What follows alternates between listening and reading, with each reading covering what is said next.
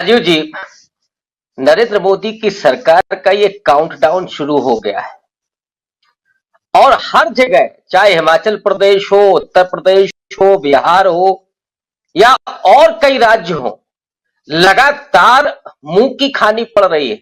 एक दो राज्यसभा सीटों को आप छोड़ दें, मैं उसको गिनता ही नहीं हूं, और इसलिए नहीं गिनता हूं क्योंकि अभी जो असली मुकाबला है वो है लोकसभा चुनाव का। अगर हिमाचल प्रदेश की बात करें, हिमाचल प्रदेश में सारा दांव आपने खेल लिया और मोदी जी की कोशिश क्या थी कि किसी तरीके से सरकार को फेल कर दिया जाए, या तो बीजेपी की सरकार बना ली जाए या फिर राष्ट्रपति शासन लगा दिया जाए, ताकि प्रशासनिक मशीनरी हमारे हाथ में रहे। इसको जनता देख रही है। मोदी जी को क्या लगता है कि इस देश के लोग बेवकूफ हैं क्या, कि मोदी जी जो भी हरकत करेंगे तो क्या लोग उसको समझेंगे नहीं, देखेंगे नहीं? और हिमाचल प्रदेश के तो लोग वो हैं जो सेना में है, जो बड़े शिक्षित लोग हैं, और इसीलिए उनका हिंदुत्व का कार्ड आज तक नहीं चला। वहां 95% से ज्यादा हिंदू है और उसमें 50% के करीब अपर कास्ट है। ये तो हिंदू राष्ट्र की बात करने वाले लोग हैं, हिंदुत्ववादी पार्टी है, लेकिन वहां पर शिकस्त खाई इन्होंने। 68 में से 40 सीटें कांग्रेस पार्टी ने जीती थी। प्रियंका गांधी, राहुल गांधी का डंका बजा था और कांग्रेस पार्टी ने सरकार बनाई थी। अब आप अगर उसको अंदर खाने साजिश करके तोड़ना चाहते हैं तो वो साजिश भी आज नाकाम हो गई, और इसका फायदा हिमाचल प्रदेश में ही नहीं पूरे देश में विपक्ष को मिलने जा रहा है कि साहब आप तो कोई सरकार चलने ही नहीं देते हैं। सरकार अगर बन जाए तो आप तोड़ देंगे, कहीं अल्पमत में हो तो आप खरीद लेंगे, डरा देंगे। ईडी सीबीआई क्या काम कर रहे हैं? ये सरकार के अंग नहीं है, ये बीजेपी के अंग की तरह काम कर रहे हैं। विपक्ष की तोड़ने, विधायकों को तोड़ने, सांसदों को तोड़ने, इन सबको तोड़ने का काम ईडी और सीबीआई कर रही है। अब अखिलेश यादव को आपने सम्मन भेज दिया। राजीव जी, इससे यह बात पुख्ता होती है कि पिछले दिनों जो चर्चा हो रही थी कि समाजवादी पार्टी पर यह प्रेशर है कि वो गठबंधन में ना आए, अकेले चुनाव लड़ें, और जैसे ही राहुल गांधी से हाथ मिलाया, आज अखिलेश यादव को राहुल गांधी से हाथ मिलाने की सजा दे दी गई। सीबीआई का सम्मन भेज दिया गया कि कल आपको हाजिर होना है। बता ही सही। और जो खेल हेमंत सोरेन के साथ हुआ, जो खेल मनीष सिसोदिया और संजय सिंह के साथ हुआ, जो खेल अनिल देशमुख के साथ हुआ, वही खेल शायद जो केजरीवाल के साथ होने वाला है, वो अखिलेश यादव पर भी आप उसी तरह से शिकंजा कसने की कोशिश कर रहे हैं। लेकिन मैं दोहरा दे रहा हूं राजीव जी, उत्तर प्रदेश में जो समाजवादी पार्टी से कुछ लोग नाखुश थे, ये कदम अखिलेश यादव के मजबूत होने का सबूत होने जा रहा है। इसके बाद अब कल से ही देखिए, राज्यसभा का जैसे ही चुनाव हुआ, वो पल्लवी पटेल जो नाराज थी आज खुश हैं। स्वामी प्रसाद मौर्य भी कल थोड़े खुश दिख रहे थे। और आज जैसे ही ये शिकंजा कसा गया है, ये सारा पिछड़ा एकजुट होने लगा है। गायत्री प्रसाद प्रजापति, वो अति पिछड़ा समाज से आते हैं, अखिलेश यादव को सिंपैथी मिलेगी इसी उत्तर प्रदेश में। और जो ये मंसूबा लेकर के चले हैं ना साहब, 80 में से 80 तो छोड़ दीजिए, कम से कम जो पिछला इनका रिकॉर्ड था उसको ही पाले। अरे 400 पार का नारा देने वाले भारतीय जनता पार्टी इतनी डर गई है कि अब हर प्रदेश में हर विपक्षी दल पर आप शिकंजा इस तरह से कसेंगे, इसका मतलब है कि लाले हैं, आप 220 भी नहीं पार कर पा रहे हैं। इसीलिए ये बौखलाहट है और भयभीत है गठबंधन से। और यही कारण है कि हिमाचल से लेकर के उत्तर प्रदेश तक आप लगातार विपक्ष पर हमला कर रहे हैं, विपक्ष को तोड़ने की कोशिश कर रहे हैं। लेकिन अखिलेश यादव ने यह तय कर लिया है कि अब डर के आगे जीत है। जाएंगे तो राहुल गांधी के साथ जाएंगे।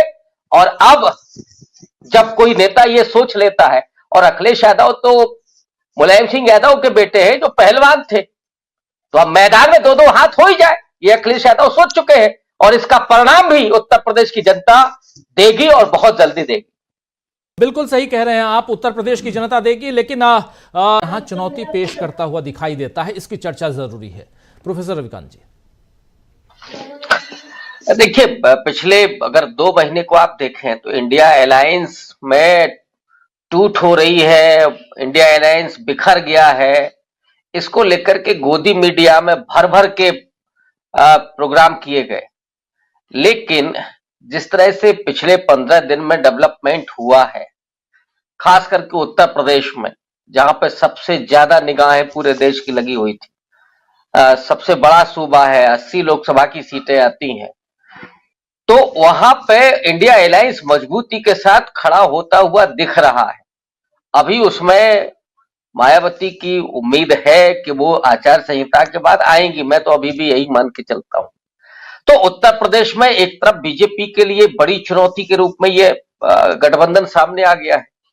बिहार में भले ही नीतीश कुमार को आपने तोड़ लिया हो, लेकिन वहां तेजस्वी यादव जिस तरह से जनविश्वास यात्राएं निकाल रहे हैं और जो विशाल जनसमूह आ रहा है, वो इस बात को दिखा रहा है कि बीजेपी की अब कोई चाल वहां कामयाब नहीं होगी और वहां पर बीजेपी को बहुत ज्यादा मुश्किलें आने वाली हैं। पिछली बार तो आपने 40 में से 39 लोकसभा की सीटें जीती थी, लेकिन इस बार ये जो जन यात्रा है, जन विश्वास यात्रा है, वो भारतीय जनता पार्टी को रसातल में ले जाने के लिए बेताब दिख रही है।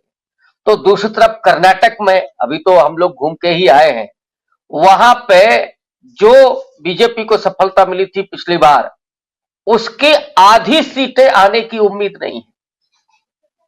बंगाल में हालात बहुत बुरे हैं। भले ही अभी ममता बनर्जी ने यह कहा है कि वो अकेले चुनाव लड़ेंगी, लेकिन वहां भी और नॉर्थ ईस्ट के कुछ राज्यों में भी ममता बनर्जी के साथ कांग्रेस पार्टी आएगी, वो गठबंधन आपको मजबूत होते हुए दिखाई देगा। आम आदमी पार्टी, जिसको यह माना जाता था कि कांग्रेस के साथ कभी गठबंधन नहीं हो सकता, लेकिन वो गुजरात में, गोवा में, दिल्ली में, यहां पे उसने अपना सीट शेयरिंग कर ली है। तो जिस गठबंधन को लेकर के पूरे मीडिया में ये चर्चा की गई थी कि अब उसमें कोई एकता नहीं है, वो सब टूट गए हैं, लेकिन महाराष्ट्र में वो गठबंधन बड़ी मजबूती के साथ खड़ा हुआ है। भले ही अजीत पवार को तोड़ लिया गया, एकनाथ शिंदे को तोड़ लिया गया, लेकिन वहां महाविकास आघाड़ी बहुत अच्छी स्थिति में दिखाई पड़ता है। महाराष्ट्र के जिन लोगों से मेरी बात हुई, तो भारतीय जनता पार्टी की बौखलाहट इसीलिए है कि जैसे जैसे विपक्ष एकजुट होगा, वैसे ही जनता के साथ जो आपने जुल्म किए हैं 10 साल में, लोगों के पास रोजगार नहीं है, आपने लाठियां भांजी हैं।